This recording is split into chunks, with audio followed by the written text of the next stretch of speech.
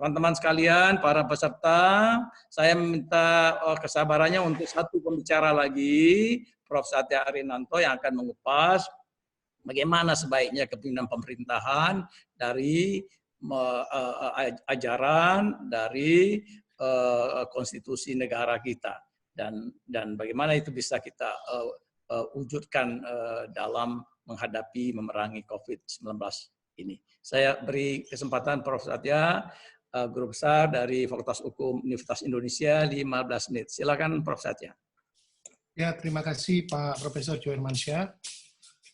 Para pembicara yang saya hormati, juga para peserta webinar, baik secara langsung maupun tidak langsung. Assalamualaikum warahmatullahi wabarakatuh. Waalaikumsalam. Salam sejahtera, Om Swastiastu, Namo Buddhaya.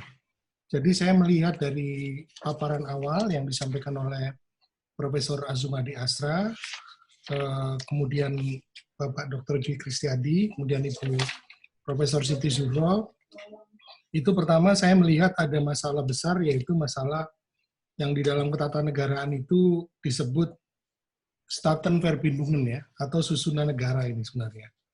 Tapi dalam bahasa yang dimakan tadi, itu adalah muncul istilah relasi pusat dan daerah. Gitu. Pertama sebenarnya kalau kita lihat isu ini semata-mata dari konstitusi, itu mudah sekali, karena di dalam pasal 18 ayat 1 dan 45 itu sudah ditegaskan bahwa negara kesatuan Republik Indonesia itu dibagi atas daerah-daerah provinsi, dan daerah provinsi itu dibagi atas daerah-daerah kabupaten dan kota, gitu ya. Jadi kita menganut sistem negara kesatuan, gitu. Itu yang pertama.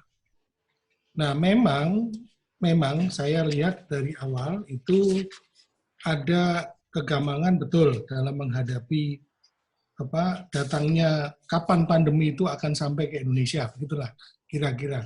Ya, ketika pandemi itu masih ada di wilayah-wilayah di utara negara kita, kapan kira-kira itu sampai Indonesia? Atau mungkin sampai atau tidak ke Indonesia, begitu kira-kira perdebatannya. Tapi yang saya tahu, juga kalau boleh saya kemukakan secara objektif, dari jadwal-jadwal rapat kenegaraan, ya, itu hampir tiap hari, ya, yang saya tahu itu juga diadakan rapat-rapat mengenai hal itu, bahkan sampai hari ini, gitu ya. Memang yang sejak 2 bulan terakhir itu, berita-berita tentang rapat itu mungkin tidak begitu kentara, karena dilakukan via video conference, begitu. Dilakukan via video conference. Tapi kalau kita bicara relasi pusat daerah, yang saya tahu dari awal itu sudah ada rapat-rapat itu dengan paling tidak kepala daerah yang ada di sekitar Jakarta, ya, dengan Gubernur DKI, Gubernur Jawa Barat, ya, Gubernur Jawa Tengah, Gubernur Jawa Timur, ya, dan juga itu di awal-awal, tapi itu sudah dilakukan dengan video conference yang saya tahu. Nah, memang dalam hal ini ada kesulitan-kesulitan yang saya lihat. Pertama itu ketika perdebatan antara lockdown atau tidak lockdown, gitu ya. Kemudian dilihat berbagai peraturan perundang-undangan yang ada. Waktu itu juga dibahas undang-undang kesehatan, kemudian rezim darurat sendiri, yang mau pakai rezim darurat yang mana, karena ada yang berdasarkan pasal 22, Undang-Undang Dasar 45, ada juga sebenarnya yang berdasarkan pasal 12, Undang-Undang Dasar 45. Ya, itu bermunculan di dalam diskusi-diskusi. Dan juga beberapa peraturan undangan lain, termasuk tentunya Undang-Undang Pemerintahan Daerah yang tadi disebut beberapa kali, karena itu jelas undang-undang yang mendasari dalam penyelenggaraan, saya pakai bahasa yang dipakai oleh para pembicara, relasi pusat dan daerah, ya, relasi pusat dan daerah. Jadi saya biar kompatibel dengan yang disampaikan pembicara. Jadi itu dibahas. Makanya ada beberapa pilihan hukum waktu itu yang kemudian dikeluarkan. Tambah lagi. Apa yang terkait dengan sekarang ini, ya, termasuk tentunya penyediaan anggaran yang tidak kecil, ya, kurang lebih dianggarkan sampai lebih dari 450 triliun, ya, 1/4 dari APBN kita, ya, yang tentunya itu merupakan biaya yang sangat besar.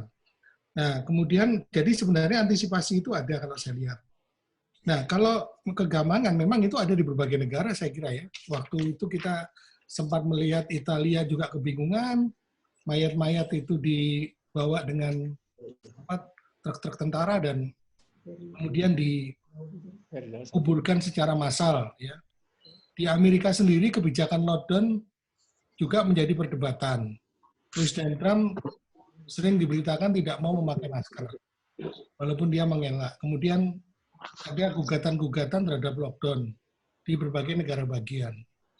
WHO sendiri juga berubah-ubah dalam statementnya, ya, yang terkait dengan pandemi. Misalnya yang saya catat waktu itu masalah dia tidak ada di udara, gitu ya, dan akan segera mati. Tapi kemudian tidak. Yang belakangan dia mengatakan ini pandemi ini akan terus ada sampai akhir zaman lah istilahnya. Jadi saya lihat kegamangan ini mungkin ada di berbagai belahan dunia. Tidak hanya Indonesia. Hanya saja mungkin cara mengatasinya berbeda-beda gitu. Nah, kemudian perdebatan kembali ke relasi pusat daerah. Waktu itu ada viral sekali seorang bupati yang mengecam kebijakan menteri lah gitu. Ya, saya nggak usah sebutkan. Besoknya setelah viral itu saya melihat acara ketemu bupati itu dengan menterinya di berita TV, dialog TV CNN Indonesia. Karena saya juga sebenarnya ingin tahu ini masalahnya apa begitu. Menterinya mengatakan bahwa kami cuma meminta dibuka rekening ya, yang sekitar 4.700 itu karena uang itu kalau mau disalurkan kepada yang berhak menerima itu tentunya harus ada pertanggungjawabannya gitu. Kemudian dari sisi bupati, dia mengatakan dia maunya udah kasih aja ke bawah, nanti dia yang bagikan berdasarkan data PKH, atau program Keluarga Harapan. Kemudian dari pihak menteri mengatakan, sampai detik ini, katanya waktu diskusi itu, kami belum pernah menerima data dari Pak Bupati. Terus bupatinya mengatakan sudah mengirim atau ini. Terus dia bilang mau dicek katanya. Memang ternyata data belum diterima. Jadi ini ada perbedaan konsep. Saya tidak tahu ini masuk framing yang tadi dikatakan itu atau tidak. Dikatakan sebagai ada keperluan pencitraan tadi oleh Profesor Azumadi atau tidak. Tetapi menurut saya ada benarnya kalau bantuan itu lewat rekening. Ya. Apalagi banyak sekali yang 4.700 orang ya di daerah waktu itu, yaitu yang ini contoh aja lah. Begitu. Jadi saya lihat ini juga ada masalah. Kemudian kekisruhan antara pusat daerah ini saya lihat juga bukan masalah baru. Ya. Misalnya pada waktu Presiden SBY dengan Pak Yusuf Kalla, itu saya pernah dengar juga Presiden SBY itu mengeluh karena kalau beliau datang ke daerah ini, di mana kepala daerahnya bukan dari partainya atau bukan pendukung beliau, itu kepala daerahnya sampai nggak mau datang untuk menyambut gitu. Nah itu kan keterlaluan itu saya pikir begitu. Ya. Nah jadi ini memang kalau kekisruan ini saya pikir dalam praktek ini bukan di luar hukum, karena kalau misalnya hukum yang waktu itu dibuat ya termasuk oleh Prof. Johermansyah ya untuk otonomi daerah itu bagus ya, bahkan banyak yang dipreteli oleh Mahkamah Konstitusi tanpa Mahkamah Konstitusi tahu esensi dari jiwa otonomi daerahnya, begitulah kira-kira. Kalau boleh saya katakan secara terus terang, ya dipreteli satu, sehingga kan kacau itu undang-undang mungkin jantungnya hilang atau apa begitu, pasal-pasal jantung maksud saya, begitu. Nah, jadi kemudian masalah kedua, selain koordinasi itu yang saya lihat sudah pernah ada, diadakan itu dalam rapat, mungkin bisa dicek di agenda-agenda rapat. Kemudian yang kedua itu, kalau kemudian PSBB itu dimulai, itu mulainya kan nggak sama. Mungkin Jakarta dulu, setelah itu yang Tangerang atau Depok. Nah, kalau Jakarta mau diakhiri, bagaimana mungkin mengakhiri Jakarta kalau Tangerang itu masih jalan misalnya begitu. Depoknya juga masih jalan. Padahal Jakarta misalnya dia udah lebih dulu tuh kurvanya menurun, sehingga diperlukan relaksasi yang sekarang ini. Sementara daerah sekitarnya belum. Nah ini kan saya lihat juga ini berpotensi rumit. Sekarang belum rumit ya. Sekarang masih sama-sama PSBB semua. Tapi nanti kalau ada yang berakhir duluan, sementara daerah sekitarnya belum, ini masalah baru juga menurut saya bisa. Nah ini kita lihat masalah ini kan ada di implementasi ya, saya lihat ya. Jadi kalau hukum-hukum yang kemarin dibuat itu memang walaupun ada kelemahan, tapi saya lihat itu juga udah berusaha mengantisipasi. Memang kalau yang kita lihat statement perdebatan antar pejabat itu dari awal sudah ada terus. Mungkin dari awal Presiden Pak Jokowi pemerintah itu juga akan ada antar menteri ini menyerang itu, menteri yang itu menyerang yang ini, sampai dikatakan udah diam. Sekarang udah jangan bicara fokus pada kerja. Tapi kan ada perdebatan antar menteri itu ada terus begitu ya. Ada yang benar, ada yang enggak, terus terang juga kan. Itu yang Pak periode pertama yang dengan Pak JK ya. Ini sekarang periode kedua tadi. Nah, kedua ini saya mau menunjukkan juga ini saya punya keprihatinan ini sebenarnya. Ya. Yang soal kedua ini BPJS. Tadi disinggung oleh Prof. Azumadi. Jadi putusan BPJS itu diajukan waktu itu awalnya oleh Komunitas Pasien Cuci Darah Indonesia. Jadi orang yang paling banyak ini ya biayanya besar kan di darah itu. Waktu itu dia menggugat Perpres yang lama sebenarnya, yaitu Perpres nomor 82 tahun 2019. Di mana Perpres itu mengganti Perpres nomor 75 tahun 2019. Di mana Perpres 75 2019 itu menggantikan Perpres nomor 82 tahun 2018. Nah, waktu itu kenaikan yang dicanangkan oleh Perpres itu memang untuk kelas 1 dan kelas 2 itu 100%, dan kelas 3 itu 65%. Itu yang kemudian ditolak atau dibatalkan oleh MA. Nah, tapi sekarang ini dibuat Perpres baru, gitu loh. Jadi Perpres yang dibatalkan itu nggak dipakai lagi. Di Perpres baru itu memang ada tetap kenaikan. Tapi pertama angkanya berbeda. Jadi angka kenaikannya itu berbeda sekarang.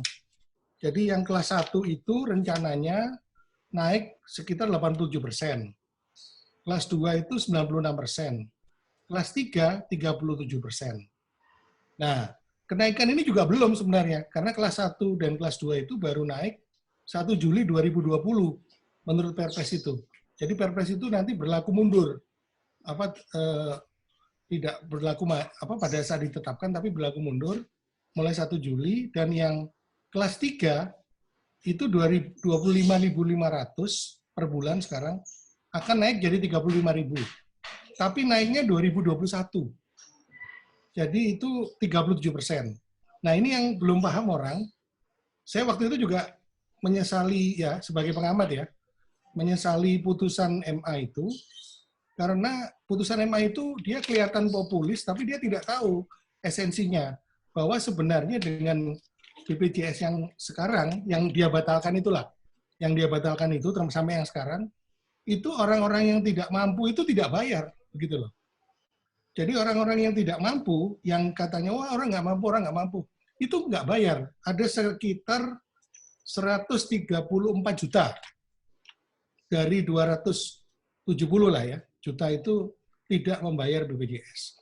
Padahal kalau melihat ketentuan internasional, itu orang yang miskin lah paling enggak ya, itu dibebaskan itu paling banyak 40% dari jumlah penduduk. Misalnya yang miskin 100 juta, itu bisa dibebaskan 40 juta. Nah sekarang ini, waktu Perpres yang lama yang dibatalkan MA itu dibuat, itu penduduk miskinnya diambil kalau 10% itu sekitar 9,41% waktu itu ya. 25,14 juta jiwa sebenarnya. Tapi kita bebaskan lebih dari 100 juta jiwa. Jadi yang dibebaskan oleh iuran BPJS itu sudah lebih dari 40% sebagaimana kelaziman internasional. Jadi itu istilahnya 134 juta itu PBI lah ya, penerima bantuan iuran. Jadi itu besar.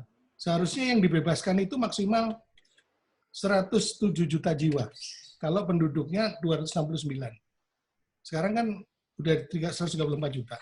Jadi sebenarnya Saya dipersingkat sedikit, Prof, kasus BPJS itu ke yang lain, Prof. Silakan, Prof. Intinya yang dinaikkan itu hanyalah yang untuk yang mampu.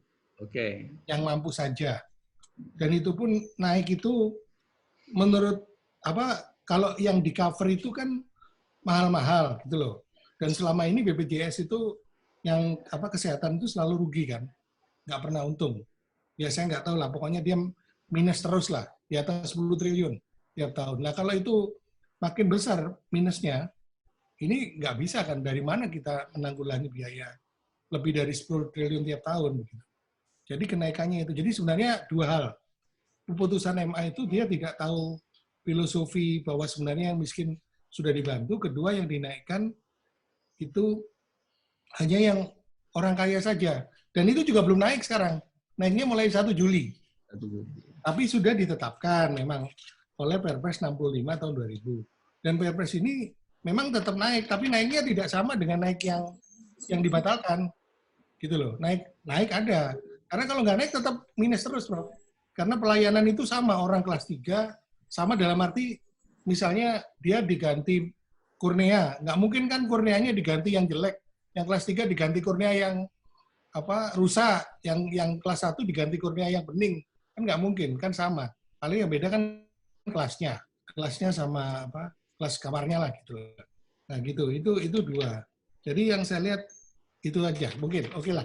Karena kalau waktunya habis saya dulu.